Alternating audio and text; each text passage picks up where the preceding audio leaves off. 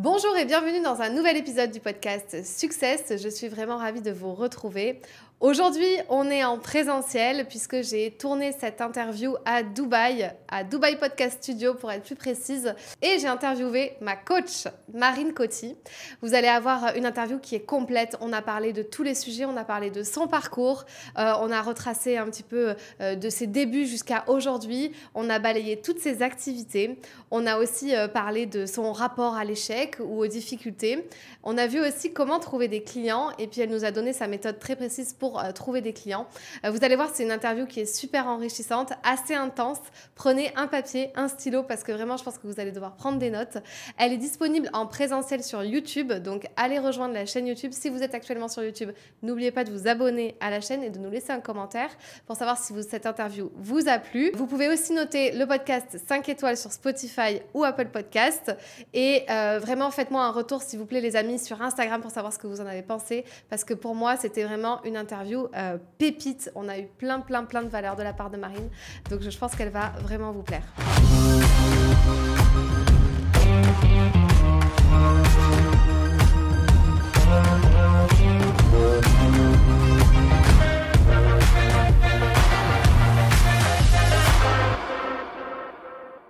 Hello Marine. Hello. Comment vas-tu ? Écoute, ça va bien. Très contente d'être ici. J'adore ce studio, donc hyper contente d'être avec toi. Eh ben également, moi je suis hyper contente, surtout qu'on a passé une semaine il y a pas longtemps, donc il y a moins d'une semaine, on a passé une semaine complète ensemble puisque j'étais dans ton mastermind à Dubaï. On est aussi là maintenant à Dubaï dans un studio de podcast. Première question pour toi Marine, est-ce que tu peux te pitcher, tu sais puisque je fais du pitch forcément, est-ce que tu peux te pitcher en 30 secondes, qui es-tu et que fais-tu ? Alors, je m'appelle Marine, j'ai 35 ans et je suis multi-entrepreneur. Je suis multi-passionnée, je suis multiple. Je pense que c'est le mot qui me qualifie le mieux. 9 diplômes universitaires, 6 entreprises, des entreprises qui ont périclité, des entreprises qui ont réussi et la chance d'avoir eu un parcours de vie semé d'enseignements et qui font qu'aujourd'hui, je me sens comme une personne qui commence à être accomplie. Waouh, ok, super présentation, très Merci. bon pitch, très bon elevator pitch. On va rentrer plus en détail dans ton parcours aussi, c'est ça qui nous intéresse ici dans le podcast Success aussi. Justement, est-ce que dans les grandes lignes, c'est vrai que tu as beaucoup répété ton parcours dans plusieurs épisodes de podcast, donc si vous voulez avoir des choses un peu plus complètes, peut-être vous pourrez aussi taper son nom et son prénom sur YouTube. Mais là, le but, c'est vraiment de reprendre dans les grandes lignes pour aussi aborder d'autres sujets dans le podcast. Est-ce que tu peux nous raconter qu'est-ce qui t'a emmené à en être là aujourd'hui ? Quelle est ton histoire ? Alors, mon histoire, elle commence quand je suis toute petite. Une petite fille un peu étrange qui, déjà, a toujours un peu mal partout tout le temps. Un peu étrange parce qu'elle a beaucoup de mal à lire, à compter, à juste écrire et qui, très rapidement, est catégorisée comme étant une petite fille raisonnablement anxieuse et raisonnablement débile. Nécessitant d'abandonner les études extrêmement rapidement. Heureusement pour moi, dans mon histoire, je vais avoir une professeure qui, elle, va considérer que je ne suis pas débile, je suis peut-être juste différente.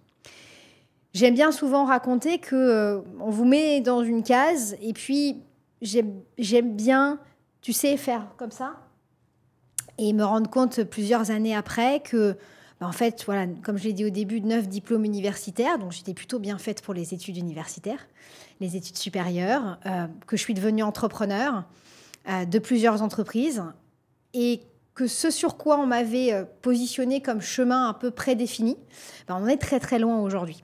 Issue d'une famille également, c'est important de le dire, qui n'a pas forcément connu l'entrepreneuriat. Je suis la première entrepreneur de ma famille. Qui n'avaient pas forcément beaucoup d'argent. Moi, j'ai connu les huissiers, j'ai connu les frigos vides, j'ai connu ce genre de difficultés étant plus jeune. Pas forcément d'éducation financière, d'ailleurs, non plus, dans ma famille. Et pourtant, aujourd'hui, effectivement, je pense que, étant petite, je ne suis pas certaine que j'aurais cru à ma propre histoire que je vais te raconter aujourd'hui. Ouais. Histoire, du coup, qui, pour moi, a démarré un 21 décembre. On y est bientôt, d'ailleurs, qui est pour moi... mon deuxième anniversaire que je fête chaque année. Je suis née le 9 octobre et je suis également née un 21 décembre 2005. le jour où je vais avoir un très grave accident de voiture avec mon père. On va prendre un mur en béton armé à plus de... Alors, ça dépend, j'avoue, des podcasts. Des fois, je dis 160, 150, 180. Très rapide, en tout cas. Trop rapide. Et on n'aurait pas dû être vivant. On n'aurait pas dû continuer à être dans cette vie. C'est pour ça que pour moi, c'est un deuxième anniversaire, parce qu'on m'a donné une chance incroyable. La première, celle de sentir dans mon corps ce que ça veut dire que l'impermanence de la vie. Souvent, ce sont des concepts. Il n'y a que quand on le sent que ça change quelque chose en nous de manière profonde. Et la deuxième chose, ça va me désinhiber. Ça va m'ouvrir sur, bah, tu sais quoi, tout peut s'arrêter demain, donc fais tout ce que tu aimes. Fais tout ce que tu veux. Et là, j'ai commencé à rentrer dans une boulimie, je ne sais pas d'autres termes, de la vie. Boulimie, à vouloir apprendre, c'est pour ça que j'ai autant de diplômes, parce qu'en fait, ce n'était pas pour avoir un diplôme, c'est juste que j'adorais apprendre et me nourrir de cette curiosité sur plein de disciplines différentes. C'est pour ça que j'ai fait des entreprises sans trop me poser la question si j'étais capable d'en faire. Avec le recul, je me dis quand même, j'ai eu certains culots quand même. C'est pour ça que dans les arts, j'ai été artiste burlesque, j'ai fait du sport à haut niveau pendant très longtemps, j'ai été chanteuse de blues et jazz, j'ai même financé ma première boîte comme ça, parce que j'ai quelque chose qui s'est désinhibé en moi, qui était simplement de faire ce qui me faisait vibrer. Donc cet accident, pour moi, c'est vraiment une deuxième naissance. Après, il est vrai que quand je regarde, on va dire, le reste de mon parcours, bien sûr, c'est pas rose. C'est des années d'errance médicale et de douleur après cet accident de voiture, où je vais devoir prendre de la morphine quasiment tous les jours pour pouvoir me lever et faire mes activités du quotidien, donc les activités que tu vas faire. Le matin, tu vois, j'aime bien la théorie, ce qu'on appelle des petites cuillères. On entend souvent parler de ça en maladie chronique. C'est chaque matin, il y a un nombre de petites cuillères d'énergie qui t'est donné, qui n'est pas du tout comme celle des autres gens. Et tu sais que si tu as 10 petites cuillères, et bah, par exemple, te doucher, c'est 2 petites cuillères. La tendance, c'est juste te doucher, là, dont je suis en train de te parler. Donc moi, j'ai vécu ça pendant des années. Et tous les médecins que je rencontrais m'expliquaient qu'ils ne trouvaient pas ce que j'avais.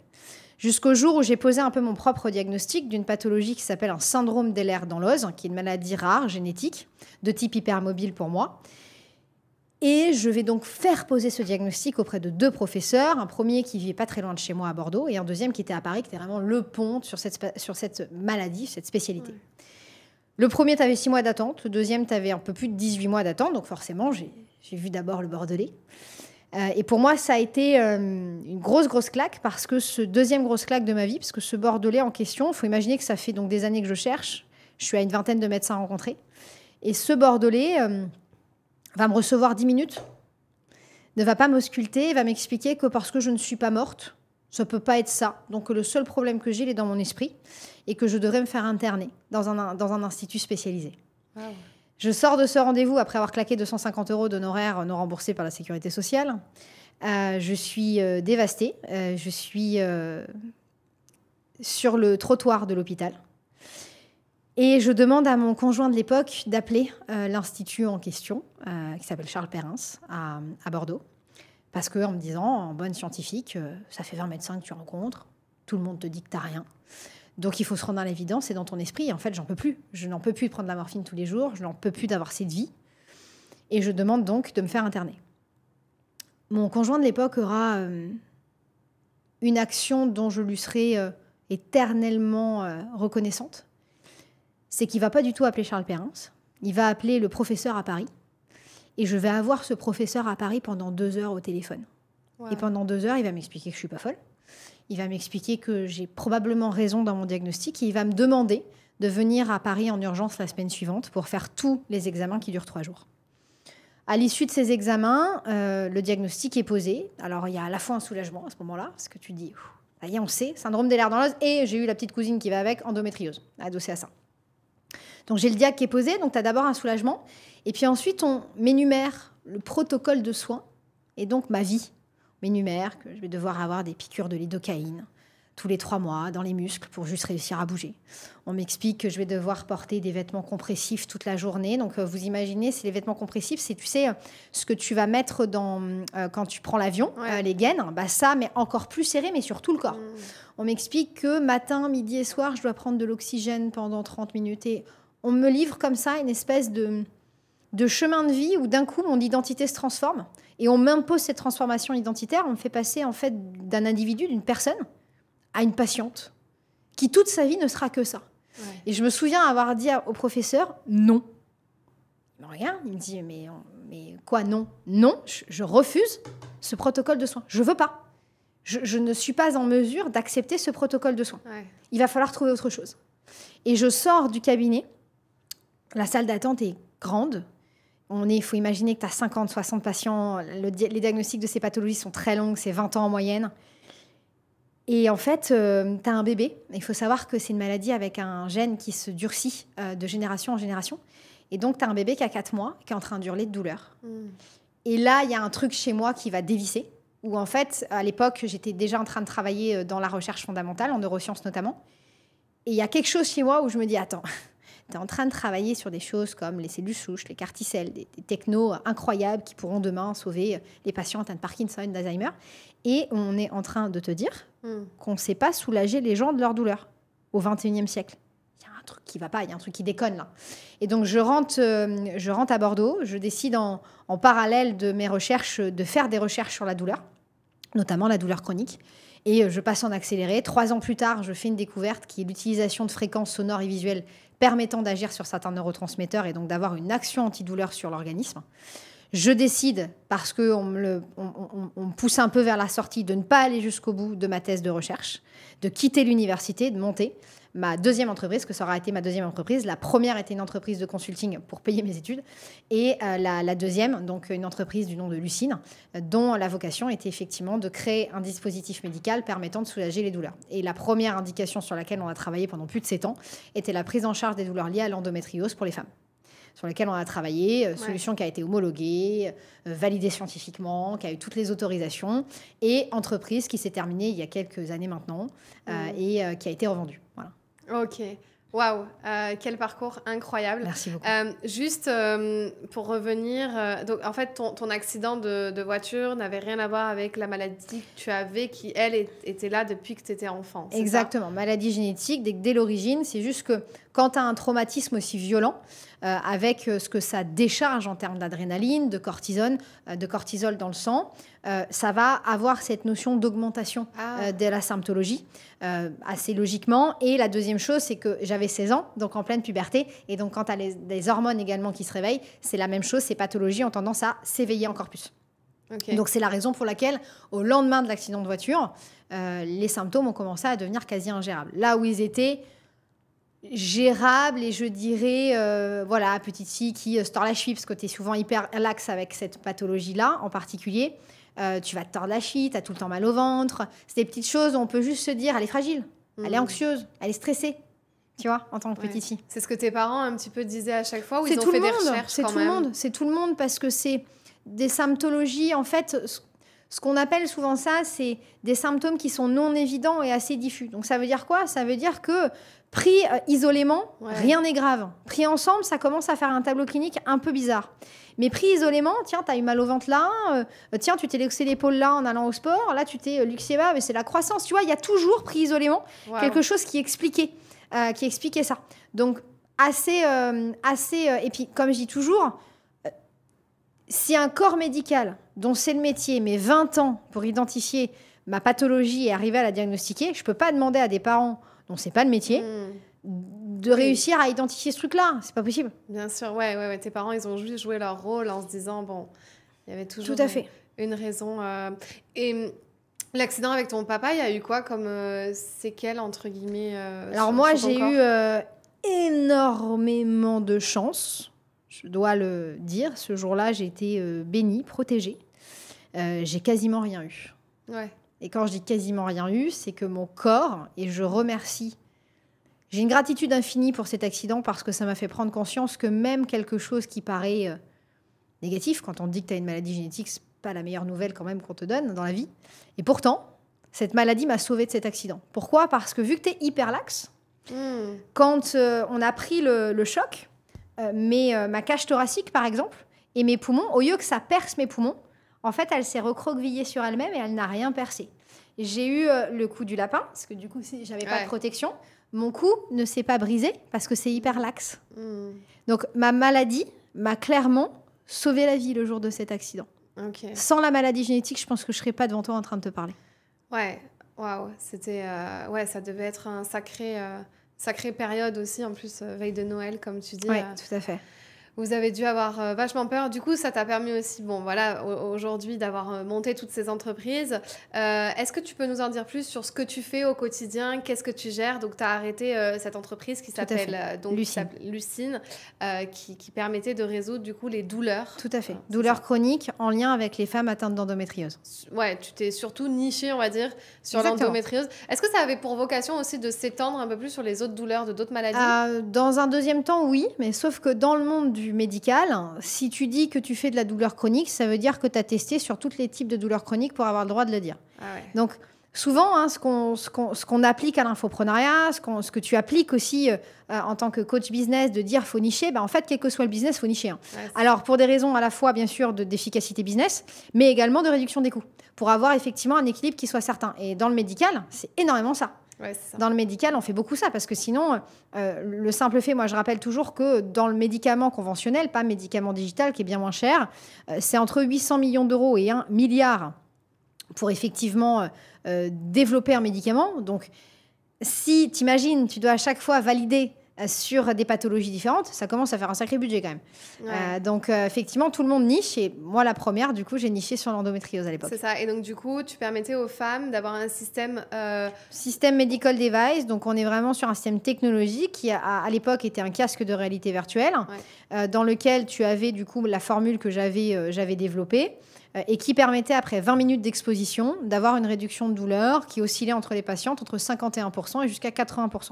Wow. Et du coup, ça, il fallait le répéter plusieurs fois dans la journée? Non, une seule fois suffisait. Dans la journée? Dans la journée. Et après, le refaire le lendemain? Si c'était nécessaire. Et donc, ça a eu des résultats permettant de démontrer qu'en fait, sur une période de cycle de 5 jours, au bout du 2e jour, les femmes arrêtaient de faire la solution parce que leur douleur ne revenait pas. Ah, waouh, ok. Ouais, voilà, c'est ce que j'allais dire. Donc, ça permettait de remplacer les antidouleurs. D'offrir, j'aime bien, moi, dire plutôt que ça offre une alternative différente. Pourquoi je dis ça? Je suis quelqu'un de très précautionneux sur les mots quand il s'agit du médical. Tout simplement parce que pour pouvoir dire ça, il aurait fallu que je fasse une étude clinique qui permette de dire, dans un bras, on a le médicament, dans l'autre, on a la solution et on est supérieur en termes d'efficacité. Ce qu'on peut dire aujourd'hui, c'est que c'est une solution qui n'a pas d'effet secondaire notable, pas d'effet d'accoutumance non plus qui a été identifié, que cette solution a une efficacité très, très, très élevée et que, en tout cas, au moment quand je la gérais.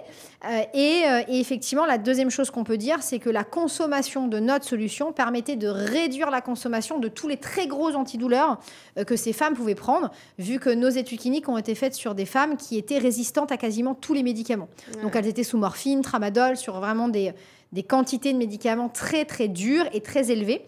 Et elles ont réduit de plus de 35% en consommation en l'espace d'une semaine avec notre solution. Wow. Incroyable. Du coup, tu as arrêté cette société et entre-temps, tu es venue vivre à Dubaï. Tout à fait. Est-ce que tu peux nous dire pourquoi tu es venue vivre à Dubaï et qu'est-ce qui t'a amené jusqu'ici? Alors déjà, je pense que c'est le chemin de vie. Tu fais des rencontres, on te parle de Dubaï et j'avais un a priori assez négatif et je voyais pas trop l'intérêt, l'utilité d'y aller.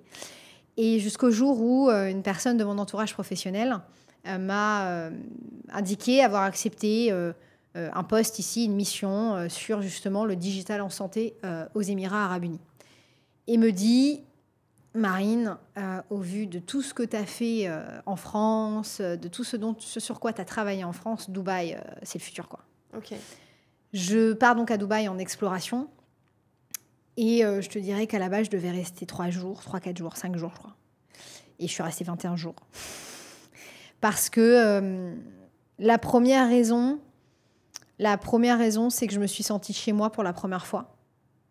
Je me suis sentie à ma place. Je me suis sentie, comme tu le sais, j'ai un trouble du spectre autistique, notamment.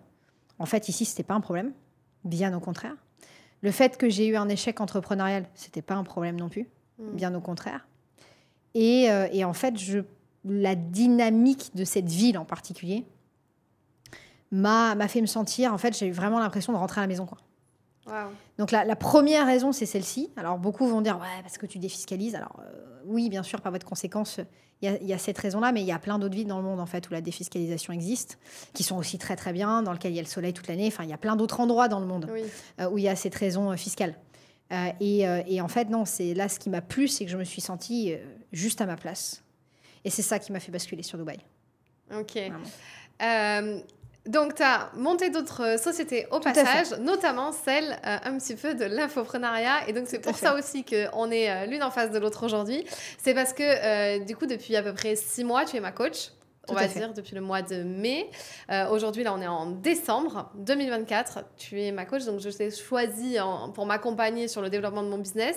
Et ensuite, tu as proposé un mastermind que j'ai rejoint là en novembre. Pourquoi l'infoprenariat? Qu'est-ce qui t'a emmené à te lancer malgré toutes les activités? Qu'est-ce que tu fais d'ailleurs au quotidien? Est-ce que tu peux... Parce que moi, j'étais immergée dans ton quotidien, donc je sais ce que tu fais. Mais pour ceux qui ne te connaissent pas, tu fais quoi de tes journées? Alors, effectivement, j'ai plusieurs entreprises sous gestion, notamment dans le consulting biotech, medtech, donc de mon ancien secteur. J'ai donc cette entreprise d'infoprenariat. Pourquoi l'infoprenariat? C'est assez simple. Quand j'étais en France, j'ai toujours accompagné.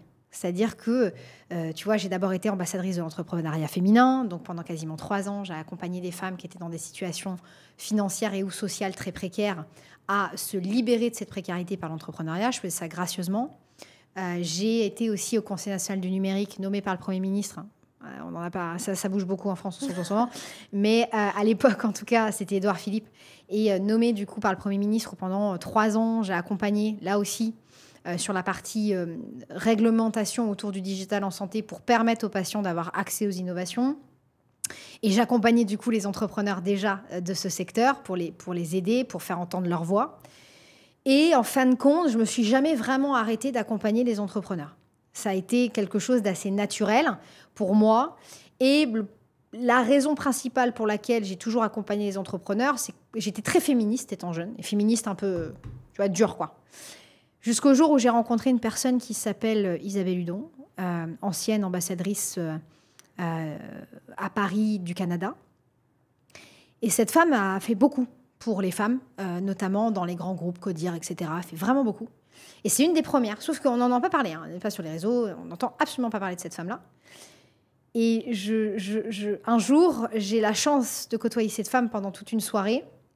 Elle vient me chercher très dur sur mes convictions féministes. Et jusqu'au moment où on a un échange que toutes les deux, et elle me dit, bon, bah, toi qui es très féministe, tu fais quoi pour les femmes tous les jours? Et je suis incapable de répondre à la question. Parce qu'en fait, je ne fais rien d'autre que faire des posts sur LinkedIn en expliquant que ça, c'est inacceptable. Mais factuellement, qu'est-ce que je fais pour les femmes tous les jours et faire avancer la cause des femmes? Je me rends compte que je ne fais rien. Et elle m'a dit, bah, le jour où tu feras une chose par jour pour faire avancer la cause des femmes, même si c'est tout petit, là, on en reparlera. Et là, ça m'a fait une grosse bascule et c'est pour ça que je me suis mis à accompagner. Et au final, bon, des femmes, c'est passé aux neuroatypiques. Des neuroatypiques, au final, c'est passé aux entrepreneurs de talent, où je me suis rendu compte qu'il était essentiel de communiquer l'expérience qui est la mienne aujourd'hui. J'ai 35 ans, quasiment 15 ans d'entrepreneuriat derrière moi. Et si je peux ne serait-ce que donner 10% de ce que j'ai appris sur ces 15 années, pour moi, ça me paraît être une mission d'intérêt général. Et notamment, à la fois auprès des personnes qui sont neuroatypiques, qui constituent 18% de notre population mondiale, et auprès des femmes. Pourquoi? Parce que moi, j'aime bien rappeler la loi de Pareto qui dit que 20% change 80. Je suis assez persuadée que tous ces gens qui sont atypiques, parce que HPI, HQI, donc au potentiel intellectuel, au quotient intellectuel, hypersensibilité, troubles autistiques, TDAH, je pense que toutes ces personnalités sont là pour faire avancer l'humanité. C'est ma conviction profonde et ça l'a toujours été. Et donc, mon boulot, c'est de dire, bah, il faut que tous ces entrepreneurs de talent puissent transformer, changer les choses. C'est pour ça que j'ai fait de l'infoprenariat. Mais en arrivant à Dubaï, j'ai pris une deuxième claque, une vraie claque d'humilité. Moi, je suis issue d'un milieu qui est le milieu des startups, où tu lèves des fonds, tu vas chercher des millions. Mais en tant qu'entrepreneur, tu ne gagnes pas d'argent. Mais pas du tout. Et tu ne fais pas beaucoup de chiffre d'affaires non plus dans tes boîtes. Ouais. Moi, je suis vraiment issue, tu vois, initialement quand même de ce milieu-là. Et j'arrive ici et je rencontre des infopreneurs qui ont quoi, 20 balais. Le plus jeune que j'ai rencontré avait 14 ans. Qui m'explique, bah moi, cette année, j'ai fait 1 million d'euros de chiffre d'affaires. Et je suis là, moi, c'est même pas ce que j'ai réussi à faire, putain, les 3 premières années de ma boîte, quoi. Ok, d'accord. Et je découvre un monde qui est snobé par le mien, donc le monde des startups, leveur des fonds, qui va sur le Nasdaq, qui rentre sur les marchés boursiers, où on considère que ce sont des influenceurs qui, en fait, ont loupé leur métier. Sauf que moi, je regarde ces jeunes-là et je me dis, il y a un truc que tu n'as pas compris, ma grande. Parce qu'aujourd'hui, tu arrives à Dubaï, tu es endetté, tu as perdu ta boîte. Et eux, en 1 an, ils sont capables de faire plusieurs millions d'euros avec des marges de fou furieux. Il y a un truc que tu n'as pas compris en tant qu'entrepreneur. Et j'ai passé du coup plusieurs mois, plusieurs semaines aux côtés de cette jeune génération, parce que clairement, il y a une question de génération là. Et en fait, en faisant preuve d'humilité et en apprenant et en disant mais qu'est-ce que j'ai pas compris ? Qu'est-ce que j'ai pas compris en fait ? Je suis capable de te créer un système pour soulager la douleur, mais à côté de ça, je perds du pognon. Il y a quelque chose qui va pas. Et j'ai essayé de prendre le meilleur des deux mondes. Ce que j'avais appris dans le monde des startups, parce qu'il y a des choses extraordinaires que tu vis et que tu apprends, et qu'au contraire, dans le monde de l'infoprenariat, tu n'apprends pas. Et de l'autre côté, j'ai découvert des gens qui étaient money makers. Et du coup, ça a été une grosse question chez moi où je me suis dit, est-ce que je suis capable d'être money maker ? Et j'avais aussi la notion de dire, est-ce que je me sens prête à faire payer de l'intérêt général ? Et là, j'ai pris conscience d'une chose, c'est que soit tu décides de faire une carrière politique, soit tu décides de faire une carrière associative, soit tu décides de faire une carrière d'entrepreneur. Et si tu es dans le monde politique, tu peux faire avancer l'intérêt général d'une certaine manière. Si tu es dans le monde associatif, tu peux faire avancer l'intérêt général d'une certaine manière. Et j'ai trop longtemps opposé faire de l'argent et intérêt général. Et j'ai compris en venant ici que je pouvais tout à fait aider mon prochain, aider les personnes neuroatypiques, les femmes, à faire de l'entrepreneuriat, à réussir dans l'entrepreneuriat, tout en étant rétribué pour ça. Ouais, et je pense que c'est aussi ça ta force, et on n'en parle vraiment pas assez, et tous ces mondes-là sont tellement, mis dans des cases, on l'entend beaucoup, on le voit beaucoup en France, et en fait, moi, c'est ça qui m'a attirée aussi chez toi. Dès que j'ai entendu ton parcours dans des podcasts, j'ai décidé de prendre un appel avec toi, parce qu'en fait, je me suis dit, je veux pas juste une coach qui fait du coaching ou du mentorat, même si elle a compris des choses, j'avais besoin de quelqu'un qui pouvait m'emmener sur 360, et d'ailleurs, c'est vraiment ça que je retiens du mastermind aussi. C'est qu'en fait, tu m'as dit à la fin du mastermind, l'infoprenariat, tu feras peut-être pas plus que ça finalement en termes de CA, ce qui peut être déjà très bien pour certaines personnes. Sur plusieurs chiffres, voire presque peut-être 1 million une fois, mais ça va stagner. Et en fait, est-ce que c'est vraiment le type d'entrepreneur que j'ai envie de devenir ? C'est-à-dire de faire qu'une seule chose, ça, pendant tout ce temps-là, je vais faire quoi après ? Et là, en fait, dans le mastermind, je me suis rendu compte qu'il y avait d'autres verticales à développer, il y avait d'autres choses. Je suis peut-être aussi missionnée par d'autres choses dans la vie. Et je trouvais ça vraiment impactant chez toi. Je pense que tu es l'emblème un peu de ce truc-là, d'avoir une vraie société, donc une start-up, du consulting, de l'infoprenariat, et tu arrives à jongler avec tout. Comment tu fais pour t'organiser ? Tu vois, parce que je t'ai vu, moi, dans ton quotidien. Mais comment tu fais pour t'organiser avec tout ça ? Est-ce que tu as une équipe aussi ? Alors, j'ai une équipe, effectivement, de direction. J'ai des personnes de confiance aussi, qui ne sont pas forcément dans mes entreprises, qui sont des conseils de par ailleurs. On ne peut pas réussir seul. Je pense que ça, c'est la première chose qu'il faut casser comme mythe. On réussit en équipe. Ça, c'est vraiment quelque chose d'important. Maintenant, construire cette équipe, c'est probablement ce qui m'a pris le plus de temps. Et je continue encore. C'est-à-dire que c'est un chemin de vie d'entrepreneur que de construire les bonnes personnes autour de soi. Donc déjà, il y a ce premier point. Le deuxième point, c'est que, bien sûr, j'ai des tâches dans mes entreprises que je n'aime pas faire, c'est évident, mais j'ai rarement la sensation de travailler. Ça aide beaucoup. Il y a des choses que j'aime pas, encore une fois, je le dis, c'est pas tout rose, mais j'ai rarement cette sensation de travailler. J'aime ce que je fais. Donc, déjà, c'est plus simple quand tu as beaucoup d'heures à faire. Et moi, j'ai pas trouvé. Alors, il y a certains entrepreneurs qui ont cette intelligence que moi, je n'ai pas, je dois l'avouer. Certains entrepreneurs ont cette capacité d'avoir réussi à faire du cash un peu plus jeune que moi et d'être sur une gestion de leur entreprise déléguée avec des dividendes et après des revenus passifs. Moi, j'ai pas atteint cette maturité-là parce que je commence vraiment à faire du cash maintenant, ce qui n'a pas été le cas pendant plus de 15 ans. Et donc, j'ai pas encore trouvé cette voie qui me permet de faire tourner mes business de manière rentable en n'y passant pas toute ma vie. C'est aussi simple que ça. J'ai pas trouvé encore la formule. Ça nécessite de beaucoup travailler. Tu as rencontré beaucoup d'entrepreneurs. On travaille quand même tous beaucoup. Je pense pas avoir, d'ailleurs, tu vois, dans mon entourage, ces entrepreneurs qui ont des revenus passifs. J'ai surtout des entrepreneurs qui bossent beaucoup, qui certes dans certains moments de leur vie, vont prendre des décisions de ralentissement, mais c'est à la marge, quoi. Oui. C'est complètement à la marge. Et oui, tu le sais, avant que vous leviez, moi, en fait, j'étais déjà réveillée parce que je gérais tous mes dossiers de consulting avant qu'on reprenne le mastermind vers 8 heures. Donc, moi, je faisais souvent 5h30, 6h du matin, 8h, boum, je travaillais. Dès que vous étiez en pause, je me remettais sur mes dossiers de consulting et je faisais toutes mes réunions avec mes clients français pour pas qu'ils aient eu la sensation pendant 8 jours d'être passés à côté, pas du tout.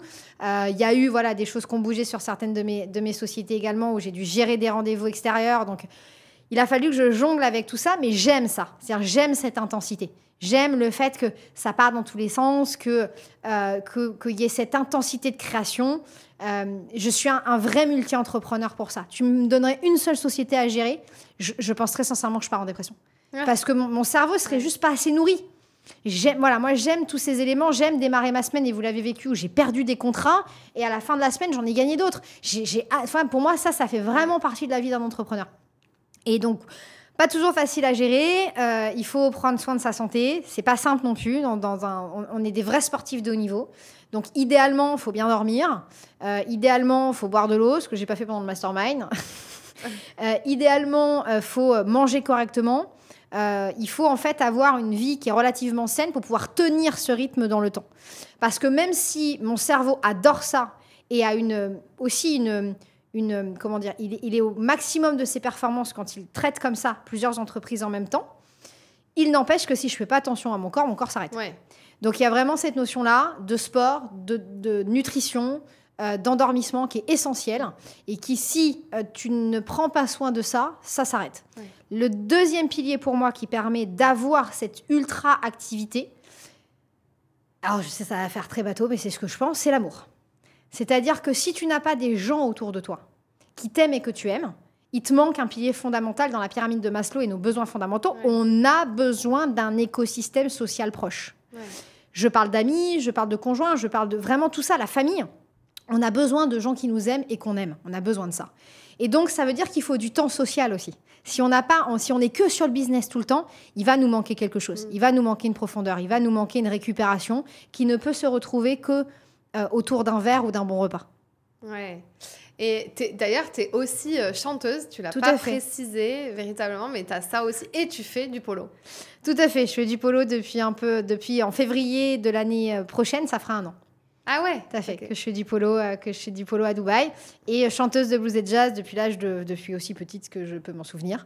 Et effectivement, où je fais des concerts de temps en temps sur Dubaï, dans des bars, dans des restaurants. T'as jamais voulu, ça t'a jamais traversé l'esprit de te dire je voudrais être artiste Je l'ai été en fait. Chanteuse à temps plein. Je l'ai été. Ouais. Je l'ai été pendant 2 ans, avant la création de Lucine, pour financer le capital social de la boîte. En fait, le soir, moi, j'étais meneuse de revue dans le 2e plus gros cabaret à Bordeaux. Et donc, le soir, c'était vraiment mon métier, quoi. Le soir, j'y allais, j'avais 1 ou 2 représentations, le chant, la danse, etc. Parce que je faisais de l'aérien aussi. Donc, j'ai fait beaucoup de choses pendant cette phase-là. Et donc, je vivais de mon art. Alors, j'avais aussi une entreprise de consulting où j'étais en recherche et développement sur certains sujets en silver economy. Et j'avais Lucine en parallèle que je commençais à monter. Et je vivais de mon art. Et donc, tous les soirs, j'allais faire mes concerts, mes shows. Et le lendemain matin, à 7h, 8h, j'étais au bureau avec le tailleur, etc. Ça n'avait rien à voir. Et j'ai adoré ce moment de ma vie. C'était très double vie, très Batman Bruce Wayne, tu vois. Très double vie. Personne ne savait que clairement, je me reproduisais dans un cabaret quand même régulièrement. Mais j'ai vécu de mon art, ouais. Je sais ce que c'est qu'une vie d'artiste. Ouais, trop bien. Oui, c'est ça fait un peu bizarre. Caméléon, la nuit, elle fait autre chose. C'est ça. Elle vit la nuit et puis la journée, elle reprend sa casquette. Et tu disais tout à l'heure, par rapport à ta maladie, tu avais de l'énergie en moins.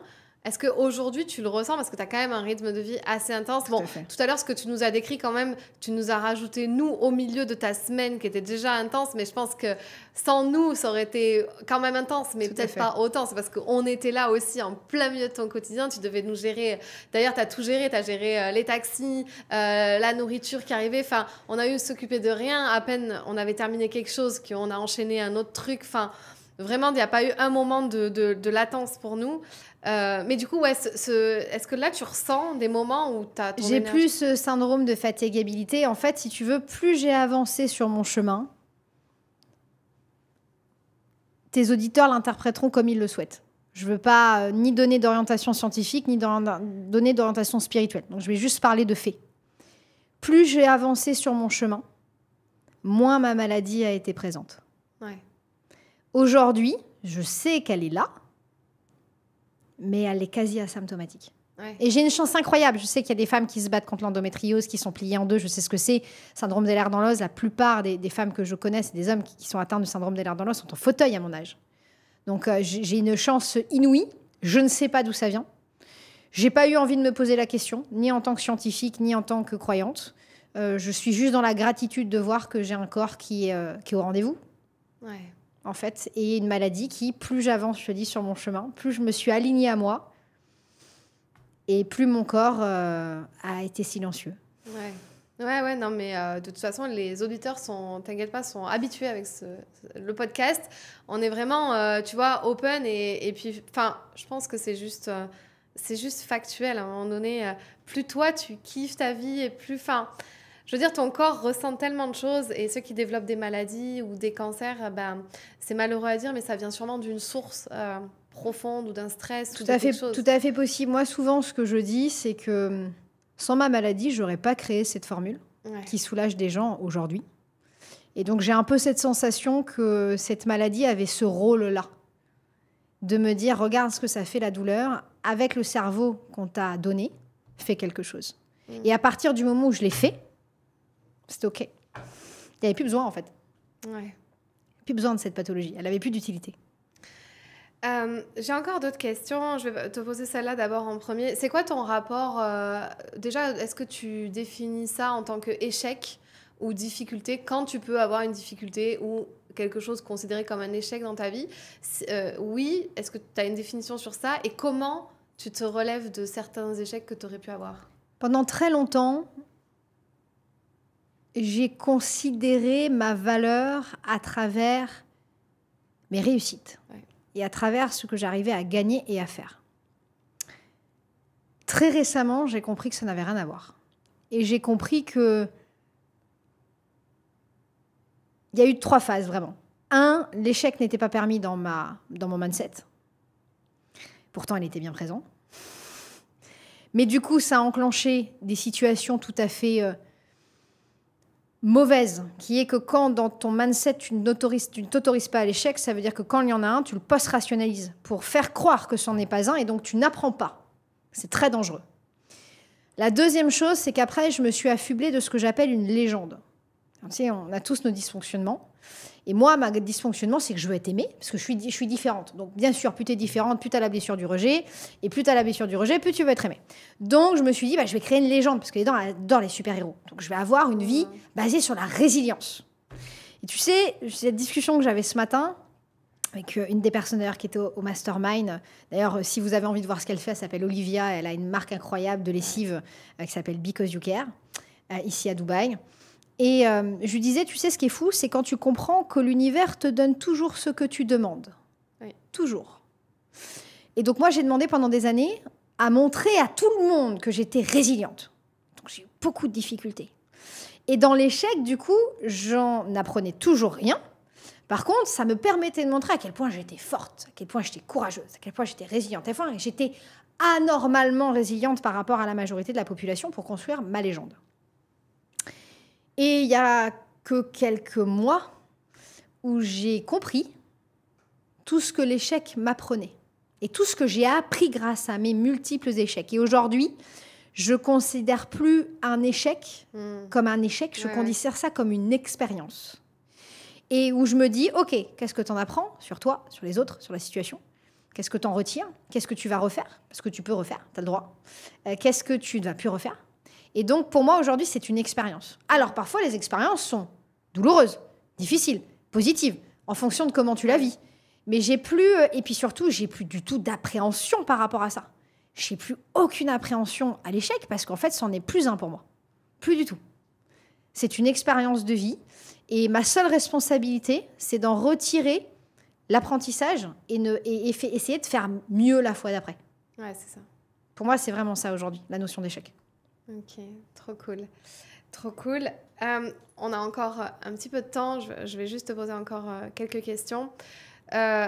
Comment toi, tu fais aujourd'hui dans toutes tes activités, mais on va prendre les deux premières, enfin les deux, le consulting et l'infoprenariat, pour trouver des clients. Quelle a été ta méthode? Tu vois, c'est une question très, très généraliste comme ça qui sort de nulle part. Mais en fait, je sais que les gens qui écoutent le podcast, ils ont des douleurs sur ça, sur comment avoir plus d'acquisition, comment trouver des clients en continu, en flux continu. C'est quoi ta pensée à toi sur ça? Alors, sur la partie consulting, c'est très différent de la partie infoprenariat. Parce que tu es sur des contrats beaucoup plus gros en termes d'argent, qui part de 15 000 € le plus petit, qui peut monter jusqu'à 100 000 € l'année. Donc, on est sur des investissements différents.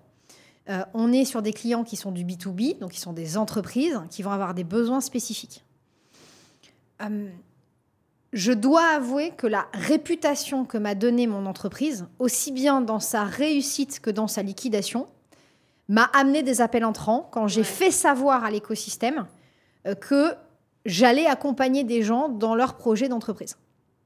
Donc, j'ai eu cette chance incroyable que beaucoup ont vu ma liquidation qu'entreprise comme une énorme opportunité d'avoir quelqu'un qui, dans le monde du médical, avait passé toutes les étapes de la création de la société, la validation du produit, jusqu'à effectivement le « j'ai pas trouvé mon marché ». Quoi. Donc, j'ai eu d'abord des appels entrants. Et puis, assez rapidement, le bouche à oreille aussi a commencé. Dans le consulting, c'est beaucoup le bouche à oreille. Ouais. La plupart, je te dirais aujourd'hui, des contrats qui sont en cours, j'en prends peu, il faut aussi le savoir. Moi, j'ai choisi d'avoir des contrats longue durée, peu de clients. C'est une décision que j'ai prise pour faire de la qualité, plutôt que justement aller chercher 10 000 par là, 5 000 par là, etc. Non, j'ai choisi d'avoir des contrats qui sont des contrats sur l'année, où moi, c'est un forfait au mois, en fait, et j'accompagne les dirigeants, les équipes dirigeantes sur des sujets particuliers. Il y en a qui sont en redressement judiciaire, t'en as qui vont être dans une restructuration stratégique, t'en as qui viennent me voir pour les homologations et les validations de leurs produits. C'est vraiment très différent en termes de demande. Très clairement, tous mes clients, 100% de mes clients sont des bouche à oreille. Ouais. 100%. Sur ça. Ouais. Pour une raison très simple, c'est que ce qui va faire pour moi dans le consulting, il y a 2 éléments très importants pour moi, qui est mon taux de rétention. C'est-à-dire que si j'ai 6 clients, sur les 6 clients, j'en ai 5 qui re-signent l'année suivante. J'ai donc un chiffre d'affaires qui est garanti sur l'année. Ouais. Et je peux me dire, bon, là, je vais essayer d'aller chercher 3 de plus. Mais tu vois, mon gros travail, il est sur la qualité que je vais rendre à mes clients qui ont décidé de me faire confiance pendant une année. Bien sûr. Pour moi, c'est vraiment ça. Mon plus gros funnel d'acquisition, c'est garder ceux que j'ai. Et du coup, si je fais ça, mon deuxième canal d'acquisition, c'est que quand je fais un travail qui est de qualité, bien évidemment, ils le disent. Ouais, c'est ça. Ils le disent parmi d'autres. « Ah, t'as pas réussi à lever des fonds. Tu sais que moi, je suis passée par une nana. Putain, ça m'a changé la vie. Hein. » Et donc, qu'est-ce que va faire la personne? Je t'appelle. Ouais. Donc, sur la partie consulting, moi, je suis pas en prospection. Ouais. Je suis vraiment en appel entrant. De temps en temps, je vais faire de la prospection, mais ce que j'appelle de la prospection indirecte. C'est-à-dire qu'une fois tous les 6 mois, je vais laisser ma ligne ouverte pour répondre à des entrepreneurs qui me suivent sur LinkedIn, qui est vraiment mon canal d'acquisition sur la partie consulting. Et je vais avoir de l'indirect aussi parce que je vais avoir des personnes qui vont me dire « Tiens, moi, j'ai lancé un projet là-dessus. Si tu as envie qu'on en parle, c'est pas moi qui fais la démarche. Hein. » Et du coup, après, je vais discuter avec la personne et je vais voir ce qu'il en est. Donc, ça fonctionne beaucoup comme ça sur la partie consulting. Je ne vais pas avoir une démarche commerciale incisive parce que je privilégie la qualité de mes restitutions, la création d'un lien de confiance, parce que moi, ces clients-là, dans 3 ans, ils sont encore mes clients. Donc, voilà, c'est plus la manière dont je fonctionne sur la partie consulting. Sur la partie... et c'est aussi plus... Ce sont des marchés confidentiels. Qu'est-ce que ça veut dire? Ça veut dire que tu ne fais pas un démarchage, une entreprise qui est en redressement judiciaire, elle n'a pas envie que tout le monde le sache, quoi. Ouais. Donc, on est, tu vois, sur quelque chose qui est très salon, qui est très... c'est une manière différente de faire du business, mais qui est effectivement basée sur, par contre, tes résultats. Si tes résultats ne sont pas là, et là, pour le coup, c'est un point commun entre tous les business, si la preuve sociale n'est pas là, cette acquisition, je ne peux pas la faire. Ouais. C'est impossible. Donc, ça, c'est le premier business. Deuxième business sur la partie infoprenariat. Je pense que j'ai à peu près tout testé, parce qu'il y a plein de méthodes différentes d'acquisition sur la partie entrepreneuriat. Création de contenu, organique, outbound, les ads, il y a à peu près tout. La seule chose dont je suis convaincue et certaine, ça ne veut pas dire que j'aime faire ça ou que même que je le fais, c'est que l'avantage de l'infoprenariat, c'est que ce sont des maths. Et les maths, ça veut dire quoi? Ça veut dire, imaginons, tu es une setteuse moyenne et une closeuse moyenne. Qu'est-ce qu'on sait? que si tu fais 90 calls par jour, 90 DM par jour, de contact, quel que soit le réseau que tu vas utiliser, logiquement, tu en as 30% qui acceptent de rentrer en appel de closing. Et sur ces 30%, tu en as 30% que tu vas closer. Donc, une fois que tu as compris ça, et si tu n'es pas bon, c'est 10% et 10%. Si tu es très bon, c'est 30% et 50%. Ouais. Les chiffres, on les connaît. Ouais. Et quel que soit ce que tu vends. La seule chose, effectivement, dont on n'est pas sûr, c'est est-ce que ce que tu vends répond à un vrai besoin marché. C'est la seule chose dont on peut avoir un doute. Et c'est d'ailleurs pour ça qu'il faut faire une étude de marché avant d'y aller quand même, et avant de prendre certaines décisions. Puis ensuite, il faut tester très rapidement son produit pour voir si ça rencontre son marché de manière réelle. Mais à partir du moment où tu sais que ça rencontre ton marché, c'est des maths. Alors, c'est chiant, c'est long. Le setting, c'est entre minimum, pour avoir de bons résultats, 3 à 4 heures par jour. Mais moi, je connais des setters qui font 25 à 30 000 euros par mois sans aucune difficulté, qui sont des machines de guerre. Sur le closing, c'est la même chose. Donc, c'est mathématique. Et c'est extrêmement rassurant, je trouve, parce qu'il n'y a pas beaucoup de business où tu as cette capacité d'application mathématique en te disant, en fait, si mon offre, elle répond à une douleur et que les gens sont prêts à payer pour cette douleur, bon, je vais peut-être devoir faire 2-3 pivots sur la manière dont je propose mon offre, 2-3 pivots sur mon contenu, peut-être même sur mon prix. Mais la réalité, c'est que s'il y a ces 3 alignements et que j'applique cette méthode, ça fonctionne. Ouais. Alors après, oui, bien évidemment, tu vas avoir des modifications dans tes tunnels. Est-ce que je passe par le webinar ? Mais en fait, c'est la même chose. Parce que pour avoir des gens dans le webinar, tu vas les setter. En fait, on revient à la même chose. C'est juste que tu vas augmenter leur prise de conscience. Donc, derrière, le closing sera plus simple. Mais c'est tout. Si derrière, tu fais des ads, en fait, ça remplace ton setter. Donc, tu vas avoir plus de gens derrière et tu vas les mettre dans ton tunnel. Mais la réalité, c'est que c'est mathématique. Il suffit juste de... J'allais être extrêmement vulgaire. Il suffit juste de faire. J'allais parler de ça. Il suffit juste de faire et de s'y mettre et ça rentre. C'est aussi simple que ça. Alors, oui, bien sûr, ça veut aussi dire accepter que 70% du temps, les gens répondent pas ou vous disent non. C'est ok, on s'en fout, pas grave ça. Ouais. Et il faut avoir aussi une... je pense que c'est très important, il n'y a pas d'émotionnel. Si on veut être un bon setter, pour moi, closer, c'est différent. Mais un bon setter, pour obtenir un maximum de calls qualifiés, en fait, il faut être une machine, quoi. Il faut être une machine, il faut juste avoir qu'une seule obsession, rentrer du client. Ouais. Et le gros problème qu'ont la majorité des entrepreneurs, il y en a 2, pour moi. Le premier problème, c'est un manque de rigueur et un manque de « je fais tous les jours et quoi qu'il se passe, je continue. » Ça, c'est quelque chose qui manque. Et la deuxième chose, c'est « ah oui, mais je ne veux pas déranger. » Si tu ne veux pas déranger, fais un autre boulot. Et je suis hyper cash, c'est-à-dire qu'une personne aujourd'hui, quand tu vas lui envoyer un DM, souvent j'ai ça, première objection, quand j'accompagne, c'est « ah ouais, mais attends, je ne veux pas déranger. » Et puis en plus, je trouve ça très intrusif. Oui, ça s'appelle de la vente en fait. Ça s'appelle de la vente. Alors, tu vendrais de la merde, tu vendrais de la drogue, tu vendrais du... Non, mais je dis de manière très transparente, du coca qui crée du diabète et qui fait perdre des dents à des enfants de 8 ans aux États-Unis et qui est un drame d'un point de vue santé publique. Je te dis, je comprends côté des petites questions de valeur intérieure et de conflit intérieur, mais quand tu vends un produit qui répond à une douleur et qui est utile, il faut arrêter de se poser 3 milliards de questions, sauf si tu veux pas faire d'argent. Et dans ces cas-là, on revient dans ce que j'ai dit tout à l'heure, tu fais une association ou une carrière politique. Je préconise plutôt l'association au vu de l'état de la France aujourd'hui. Mais bon, ça, c'est...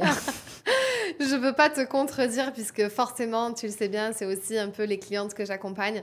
Il faut aussi faire preuve un peu de patience pour arriver à leur montrer que c'est possible aussi pour elles et qu'elles ne sont pas des mauvaises personnes et qu'elles peuvent se débarrasser aussi de leur syndrome de l'imposteur et de marchand de tapis. Complètement. Élément important aussi que je voudrais dire là-dessus, influenceur n'est pas entrepreneur.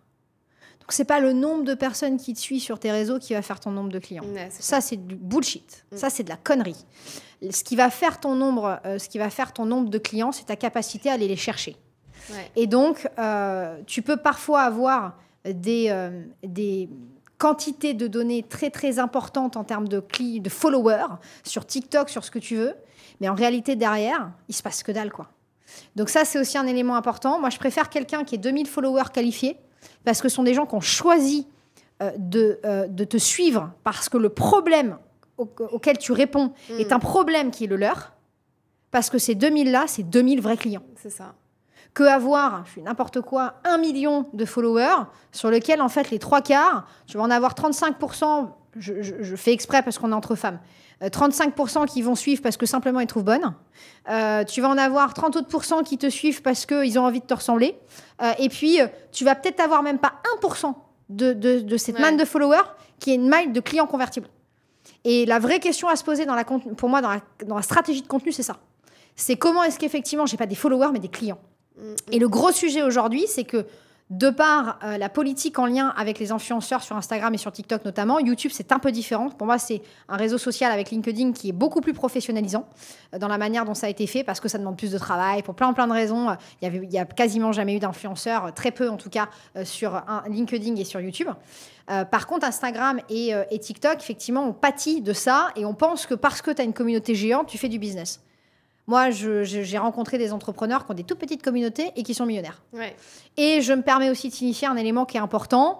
On en parle souvent parce que tu as cette hybridité dans ta manière de faire du business, pour ça que je souligne. On a tendance à oublier qu'il y a le monde virtuel, mais il y a des vrais gens aussi derrière leur écran. Exactement. Et pour l'acquisition client, ça marche vachement bien. Moi, toutes les personnes que je vous ai présentées dans le mastermind, il n'y en a aucune qui est connue quasiment sur les réseaux sociaux. Je pense qu'il y en avait 2, c'est tout. Ouais. 3, peut-être, sur tous les donc 70% des intervenants du mastermind, ce sont des gens qui sont inconnus. Par contre, ils sont tous millionnaires ou milliardaires. Ouais. Je peux confirmer, on les a vus, ils sont pas... En fait, on n'aurait jamais eu accès à eux si on n'était pas venu dans le mastermind et si on les avait pas rencontrés, si tu les connaissais pas toi. Ça fait sens. Merci Marine pour cette interview. Dis-moi, quelles sont tes ambitions ou ta vision future? Alors, je vais parler de 2025, vu qu'on a cette chance d'être en croisement de fin d'année. 2025, pour moi, c'est continuer les masterminds. Je pense vraiment que c'est quelque chose qui, aujourd'hui, n'est pas proposé parce que même parmi les infopreneurs, ils n'ont pas... les propositions de mastermind sont très différentes par rapport à ce que moi, je propose. Qui sont en grande partie quand même travailler sur l'entrepreneur en tant qu'individu, travailler après sur ses business avec des profils extrêmement variés. Et de mondes différents. Parce que moi, c'est ça qui me plaît. C'est que vous puissiez rencontrer effectivement des personnes de mondes très, très différents. C'est long. On est sur un mastermind qui fait 8 jours. Ça aussi, c'est rare. Souvent, c'est 4 jours, 3 jours. On est sur quelque chose qui fait 8 jours. Alors, la raison, elle est cognitive, pour info. C'est qu'en fait, il faut 7 jours pour un cerveau humain quand il est sursollicité pour commencer à transformer ses réseaux neuronaux. Donc, c'est la raison pour laquelle le mastermind fait 8 jours. Pour que l'enclenchement du changement puisse s'opérer et être durable. Donc ça, c'est un élément que je souhaite effectivement continuer et agrandir. La partie infoprenariat, je ne vais pas la bouger, je vais la continuer, mais en lançant un programme qui est un peu différent, qui est un programme Scale, qui est un programme qui permet d'accompagner des entrepreneurs qui ont un autre niveau de maturité, qui ne sont pas en démarrage d'activité, qui sont sur une activité qui est déjà assise, soit parce qu'ils ont du mal à EP en termes de chiffre d'affaires, soit parce qu'ils veulent passer à l'étape supérieure. Voilà. Et toujours le consulting. Toujours le consulting. Ok. Et tes ambitions personnelles, ça serait quoi? Mes ambitions personnelles, être toujours en bonne santé, 2025. Je pense que c'est un élément important. Et je l'espère, dans les années qui arrivent, j'aimerais beaucoup pouvoir construire ma propre famille. Waouh, ok. Et aussi acheter ta maison? Ouais, d'ici 3 ans, j'aimerais beaucoup aussi acheter la maison dans laquelle je suis. Trop bien. Est-ce que tu as une dernière citation, punchline ou mantra que tu aimes bien te répéter à toi? Je ne suis pas très mantra ou citation. Je dirais juste que la seule chose que je voudrais partager et qui est quelque chose que je m'impose à moi parce que parfois je l'oublie, faire. Il faut faire. Il faut arrêter de penser, il faut arrêter d'avoir le plan parfait, il faut arrêter d'écrire, il faut faire. Ok, super. Où est-ce qu'on peut te retrouver si on a envie de travailler avec toi? Instagram, du coup, LinkedIn, bien évidemment, avec mon nom, mon prénom, rien de plus simple. Ok, Marine Coty, je mettrai tous tes liens dans la biographie. Merci infiniment pour ce temps que tu m'as accordé. Avec grand plaisir, avec grand plaisir. Merci à toi. Et à puis à très bientôt.